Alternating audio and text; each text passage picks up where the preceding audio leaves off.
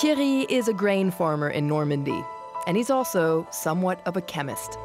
Protective gloves and a mask are necessary when manipulating glyphosate, the most widely used herbicide in human history, introduced by Monsanto in 1974 under the trade name Roundup.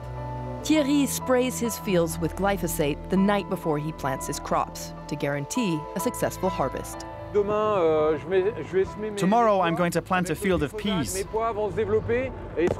glyphosate, my peas will grow without being attacked by insects. It ensures good results. The next morning, he's ready to plant his crops. Thierry owns 170 hectares, but as fields go, his have low potential. The soil is rocky and full of clay. He practices conservation agriculture, which means he doesn't plow, covers his fields, and alternates crops. That's why glyphosate is essential for him. But the government wants to ban it in the next 3 years. What are the qualities of glyphosate? It allows us to produce without spending very much money. The government says it wants to ban glyphosate in the coming 3 years. How does that make you feel? At first you feel scared, then angry. And then you wonder if the government isn't making fun of you. But do you understand the criticism that glyphosate is bad for people's health? Is that something you understand? No, of course I understand. First, because it's a chemical product, and we don't eat chemicals. If I could, I'd do without it.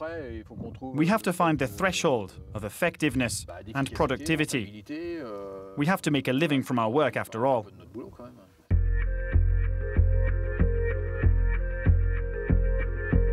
France is Europe's top agricultural producer and also by far its largest consumer of pesticides. Each year it uses 8,000 to 9,000 tons of glyphosate, mainly in vineyards and in fields. The chemical is cheap, effective, and works on all types of weeds. It penetrates a plant through its leaves and quickly spreads to its roots. Glyphosate has a lot of fans and also a lot of critics. The World Health Organization has said that the enzyme-blocking chemical probably causes cancer, though other agencies dispute that conclusion. Unable to agree on the hazardousness of glyphosate, the European Union controversially extended its lease in Europe for 5 years. France was opposed to that decision and says it wants to ban glyphosate in the next 3 years. According to recent opinion polls, a majority of French people are in favor of a ban. But it's a very different story in the agricultural world. France's leading farmer union has asked for more time. Though the government says it's ready to make exceptions, anger boiled over at the last International Agriculture Show in Paris.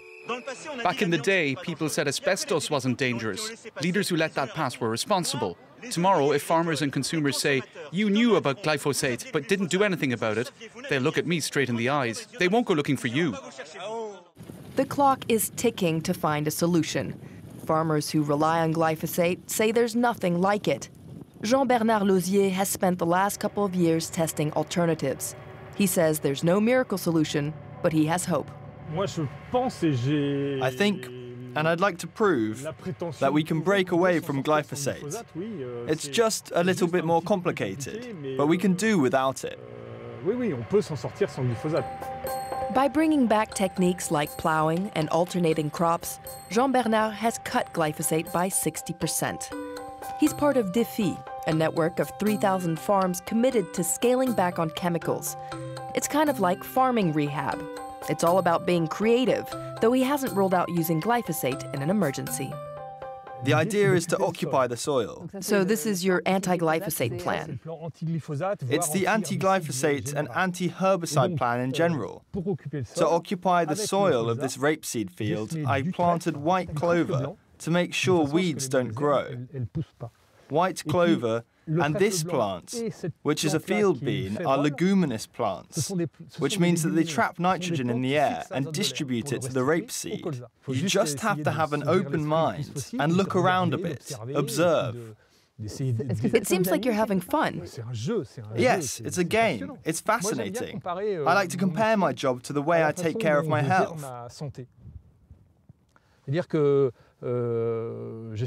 I try to lead a healthy life, If by misfortune I get sick, I don't rule out using antibiotics. Others are exploring ways to break free from chemical weed killers altogether. At this 120-hectare farm, government-backed scientists have been carrying out tests since the year 2000, a project led by this agronomist. This field hasn't seen a drop of herbicides in the past 18 years. Using these fields as a lab, Nicolas Meunier-Gelin wrote a report for the government, and here's his conclusion. I think walking away from glyphosate is possible for the vast majority of farmers, including in the next 3 years. It will require adapting their working calendar. Those who say there is no alternative to glyphosate today, it's true there is no chemical alternative, but for me those are people who haven't understood that it's exactly what we're asking farmers to reduce their dependency on chemicals. Kicking the glyphosate habit is not impossible.